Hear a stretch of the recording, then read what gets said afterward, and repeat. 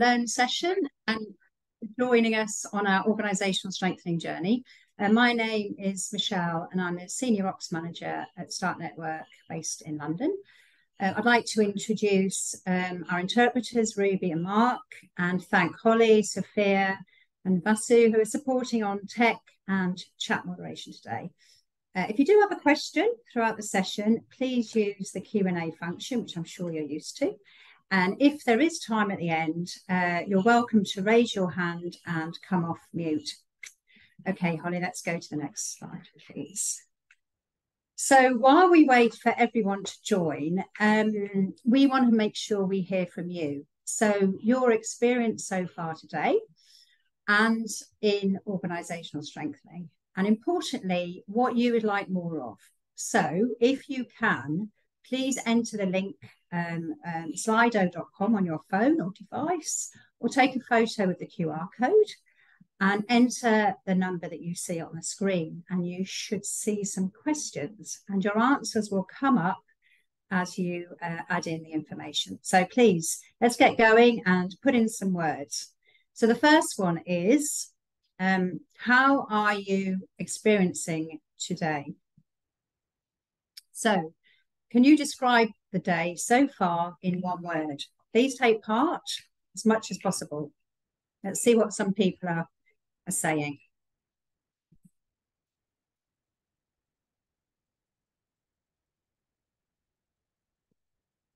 Oh, just joining. Good, great. So you can obviously say more than one word. Come on, let's hear some more. Everyone in the office as well who's joining. Boring and slow. Hopefully we won't be boring and slow in this session. Interesting. Thank you.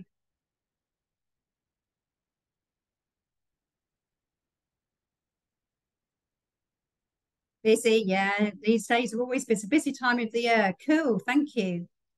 Oh, great. Great to hear first timers.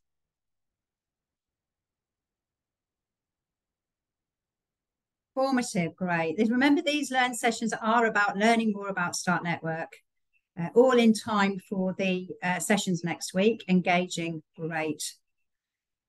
I'm just going to give you a couple of seconds more, and then we'll ask you some questions about organisational strengthening. But please do continue to add to this poll throughout the session.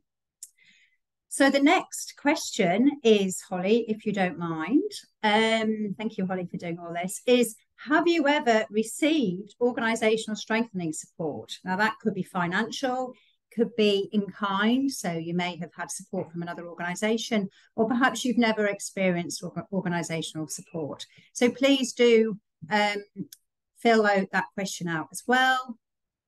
So far, nobody has received any. So no, we've got some who've received financial support and some in kind. Keep your answers coming in, please.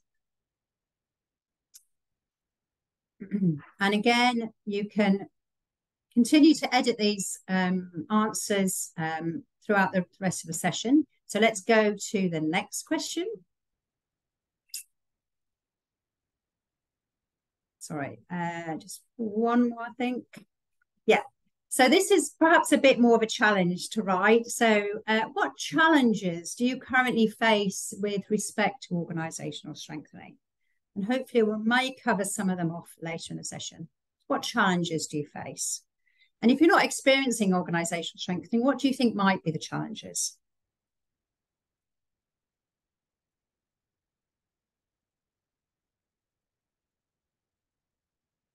Just a few words.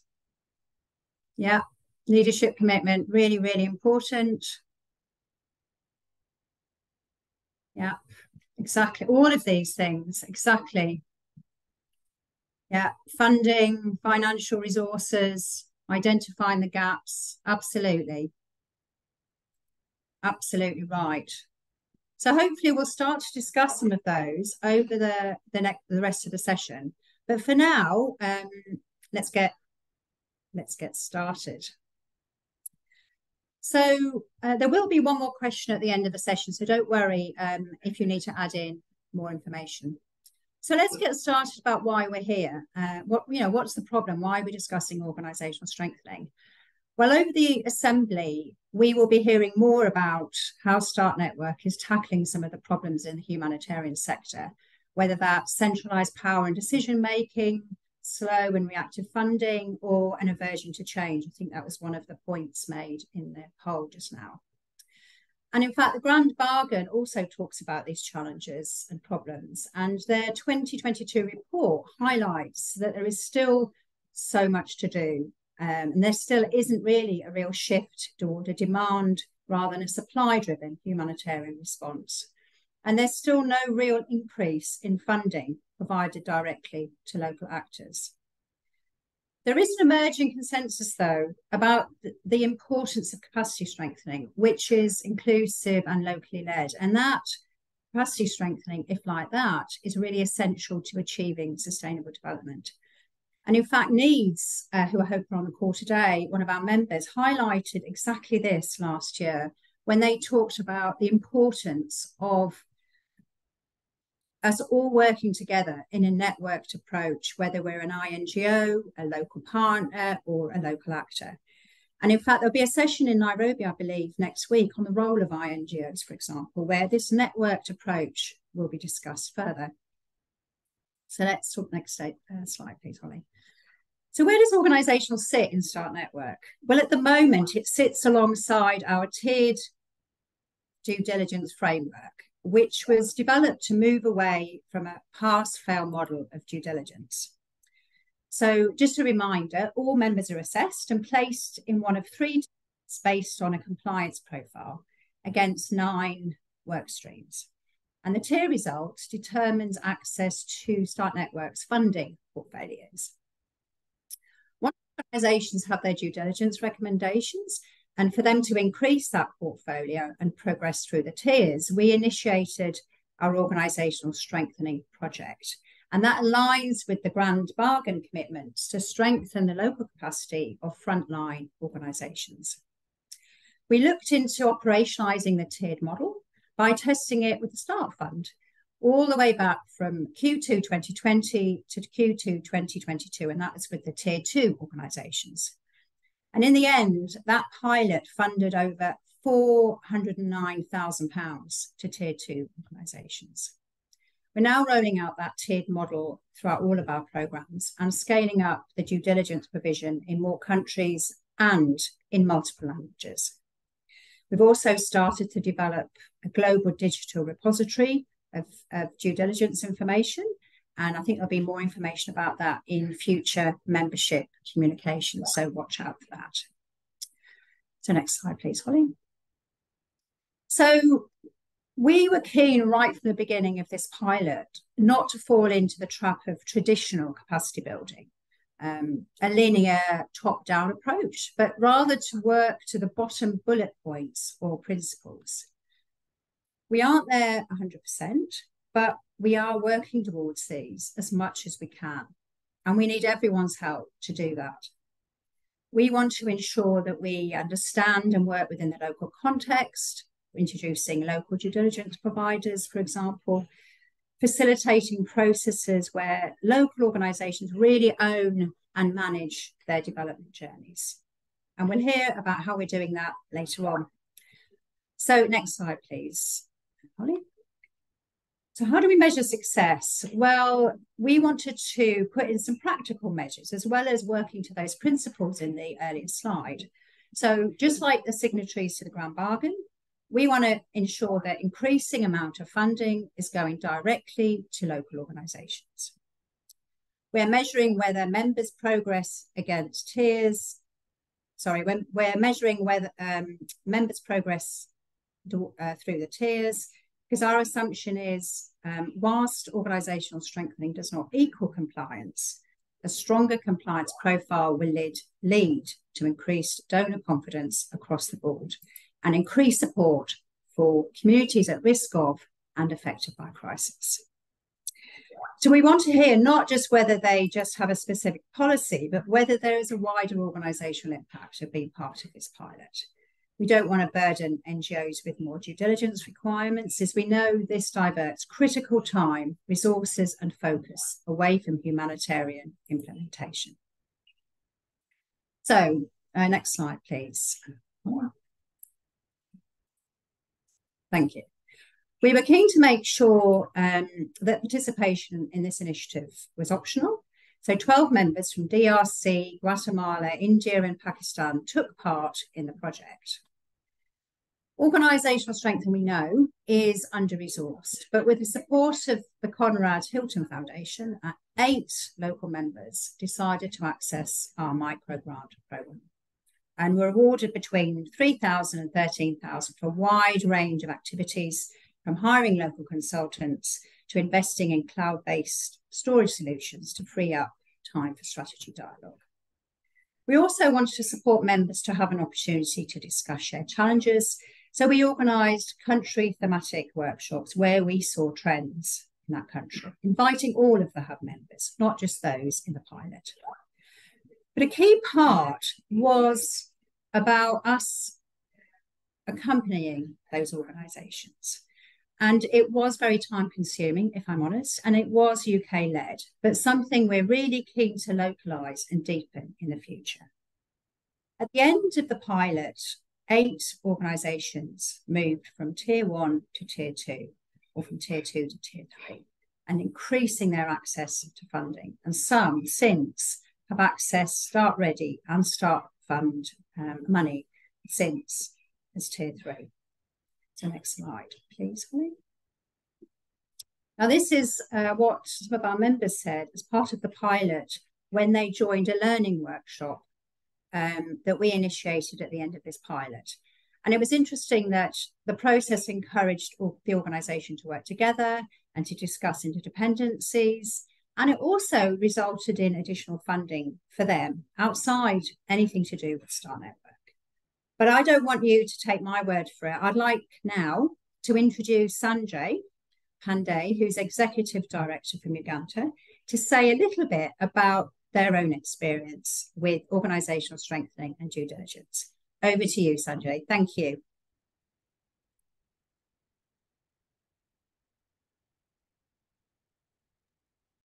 Thank you, Michelle. Thanks a lot. It's a pleasure being part of the system, Start Network. To introduce myself, I am Sanjay Pandey, the founder and executive of, just give me a time, right? Founder and executive director of Uganda, a non-profit organization that works to build resilience to disasters in India. I am here to talk to you about how Start Network has been supporting Uganda in developing its organizational capacity and expanding its reach.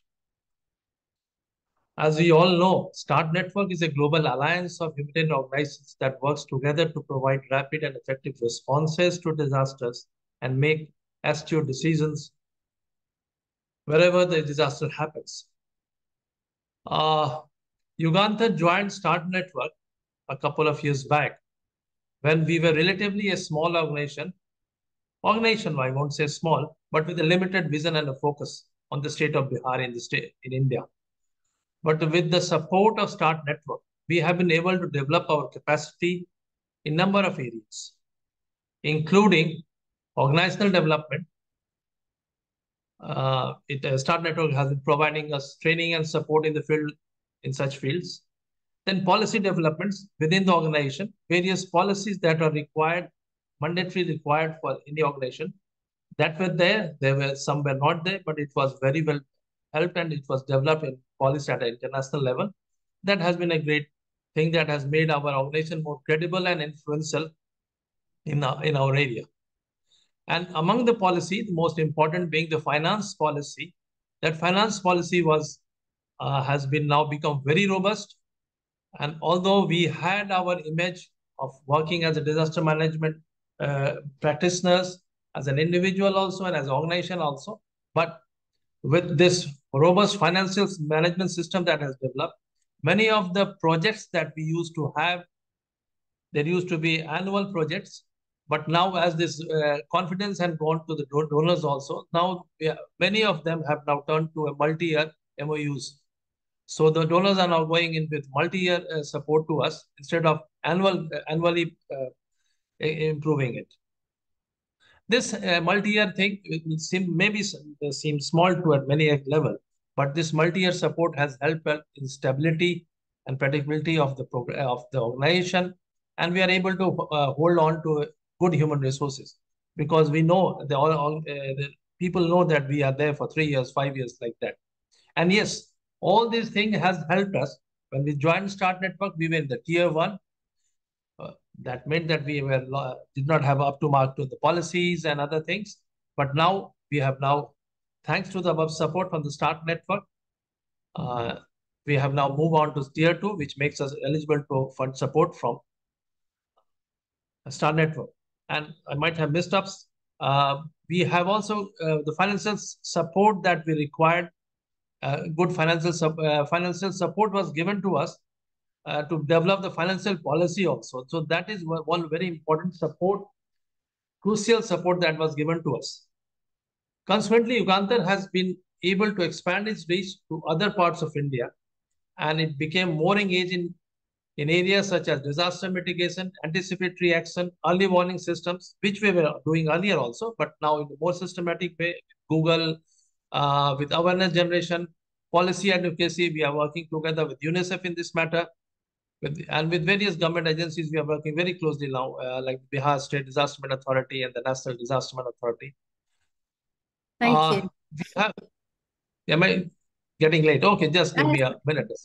Sorry, Sanjay. But I just want to pick up a couple of points that I think we've discussed before. One of them is that importance of multi-year funding and the long-term partnerships with Start Network and with donors and with other organisations is really, really important. And I think that also you being able to have more credibility in the sector, I think is something that we are really pleased to hear. So Sanjay, thank you for joining us. Please stay on the call if there's any questions. But thank you. I'm sorry that we're going to have to move on. But thank you so much. Thank you. So thank you. So Holly, to the next slide, please. Thank you. So you've heard a little bit from Sanjay, and please do contact him directly if you have any questions as well. Let's talk about what we're doing here and now. In fact, we're already taking part in this, one of these, which is the Learning Initiative. And remember, there'll be an opportunity to hear more about what we're doing with our learning at the end of the session. And we're also testing out some ideas in Bangladesh and Nepal, supporting a workshop for new members on all of the work streams in Nepal, for example, and facilitating the hire of a national consultant to work in Bangladesh around data protection. And they're going to be mentored by our data protection officer here in the UK. One of our major pieces of work funded by the Hilton Foundation, again, is to pilot a collaboration with Ready Pakistan, who we've already heard from today. And that's going to be centered around an accompaniment fund. So Ahmad's going to tell us a little bit more, but essentially the Hub have welcomed 30 members. And so it's a perfect testing ground for this initiative. And in conversation with the leadership, we came up with an initiative which offered tier 2 and tier 3 organisations an opportunity to access a fund. They would accompany tier 1 and tier 2 and contingent tier 3 organisations in Pakistan against the 9 work streams. And we're really pleased to say that we've just received 9 applications to that fund from organisations who, while showcasing their strengths, in particular due diligence work streams, are also offering a variety of approaches to support others, such as workshops, face-to-face visits, and mentoring. So we are now going to work on a process to match up the organisations who are offering support and those organisations who wish to receive the support. And we'll let you know how we get on with that. But in the meantime, I'd like to introduce Mohammed Ahmad again and Rana, the Hub from Pakistan, who'd like to tell us a little bit more about how the vision and this initiative align. So Ahmad, over to you. Welcome. So Ahmad, would you mind telling us how this initiative fits with Ready Pakistan's vision? Thank you. Rather, I'll say that how this fits into the global scenario, rather country-based. So how we started what was the need for the tier due diligence, basically. when START decided to induct local actors, so there is a big issue in localization, and that is the capacity of the local organization and the risk management and the compliances. So we came up with this tier due diligence process so that the organization, the local and international organization, can be rated according to their capacity and put in the relevant tiers according to their strength, and then they can be funded accordingly so that we can minimize the risk and we can develop a model that is acceptable to the donor and to the larger community. So it was a pilot basically. A few years ago, we've tested in 5 countries, and now we expanded it in Pakistan, inducted 32 organizations in total. There are like small organizations are like tier 1, then tier 2, and the big organization in tier 3. So how billions of dollars so far invested in the capacity building, and this how the local actors are against this capacity building term. So we are using capacity sharing in the same model. Now we are working with you in Ready Pakistan that the bigger organization should share their capacity with the local organization, and vice versa, because the system of the bigger organization are quite good, of the international NGOs and some of the big NGOs, but the reach of the local NGOs are more as compared to the international NGO. They have a more reach, and they are very well versed in the culture and language and linkages with the people. So now, what we we have suggested, rather, we are working on the model that the tier 3 and tier 2 organization will build the capacity or share the capacity with the tier 1 organization, tier 1 type, and the tier 3 will share their capacity with tier 2. So they will be connected with each other, and they will, after this program, they will adopt those organizations for the rest of the time, and this will be their responsibility to graduate them from one tier to the higher tier. And so not only the capacity will be shared, but collaboration will be developed among the organization, and there will be a working relationship. And what we are seeing, that we will receive application in consortia, in partnership of the local organization, as well as with the international and national organization. So basically, we are promoting a culture of mutual support, mutual capacity sharing, and mutual assistance, and helping each other to graduate their ladder and tier. And so that's how we are working in Pakistan now. And this program is supporting us, piloting this initiative of capacity sharing, collaboration, adaptation of this smaller organization by the bigger organization comparatively, and help them graduate their tiers. So this is my shortest answer to this question. Thank you. And I really echo what you're saying, Ahmad, about the mutual cooperation, and the fact that we really hope that the partnerships that come out of this initiative last way beyond the period of the funding and the pilot. So thank you very much, Ready Pakistan, for that. So we'd just like to finish by talking a little bit about the future. And we want to talk about a little bit beyond compliance. So I'm going to take us all back to a Shifting the Power project. So those NGOs who were around in 2017-ish will remember this. It was where a number of INGO members were involved in supporting around 55 local national NGO partners in Bangladesh, DRC, Ethiopia, Kenya, and Pakistan, I think. And there was a joint aim for local and international actors to work together towards a more balanced humanitarian system. And the project provided partners with in-depth support to strengthen their humanitarian response and preparedness capacity. And they used a capacity assessment tool called SHAPE to analyse strengths and weaknesses in the organisation itself, but also the humanitarian capabilities and voice and influence within the system.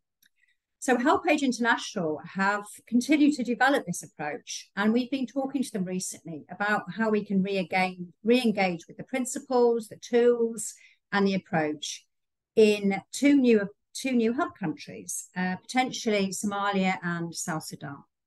So this is all very new, and nothing is confirmed yet, and we still need to confirm funding. But if you are interested in learning more about that, please contact me or Mazen from HelpAge International, who may also be available in this meeting. So next slide, please.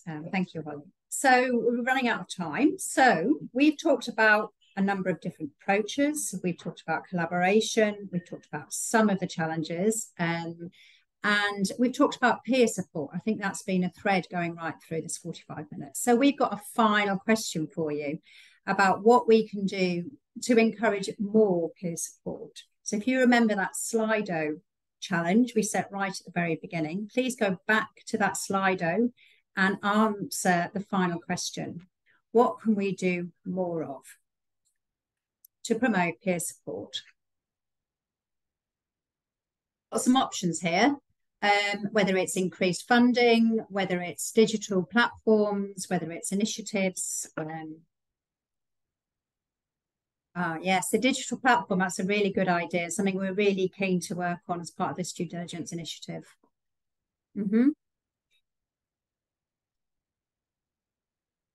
Thank you.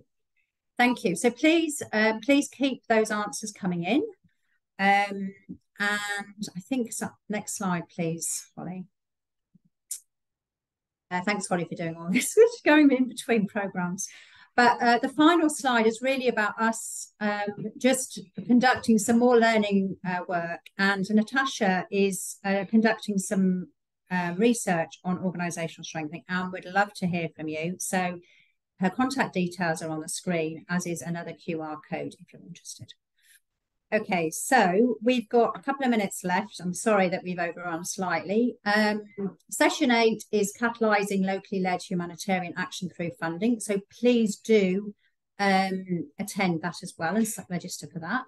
We've got a couple of minutes left though. If anybody does have any burning questions that haven't been answered by Tasfia, thank you so much, Tasfia, who's been answering the questions in the chat.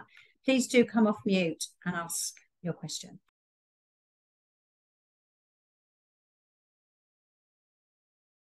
Sorry, if you could raise your hand, thank you.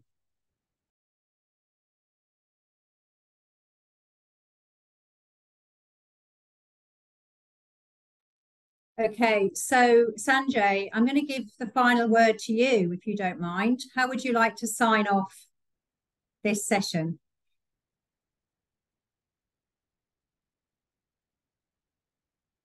Do you want to come off mute, Sanjay? Yeah. Thank you, Missel. This has been a very good initiative by the STAR network of building up the NGO's capacity, and capacity that has taken into account the individual needs of the organizations and not a top-down thing that this is what we have a package and you take it. And that has definitely helped our organizations, definitely, and such initiatives would be helpful for others also. And this initiative, when you see which can be counted, is okay, but we have also developed our vision, a vision there which was very much blocked towards a state or nation. Now we have a more and more of a global vision, and we are working as a Yugandhar is also active monitoring team member of the Indian Humanitarian Hub, as well as the steering committee, part of the steering committee, and working very closely in building a localization effort, which would be not only affecting India, but I would wish to see that where cross-border things like India, Nepal is there, a low-hanging thing, India, Bangladesh part, and maybe Ahmad, if God for helps India and Pakistan too. So these Thank things you. I'm looking forward Thank you, to it. Thank Sanjay. you. I think, yeah, I look forward to working with all of you again and continue our work together and collaboration. And thank you so much, everyone, for taking part and for everyone who supported this session. Thank you. Thank you so much. Thank you.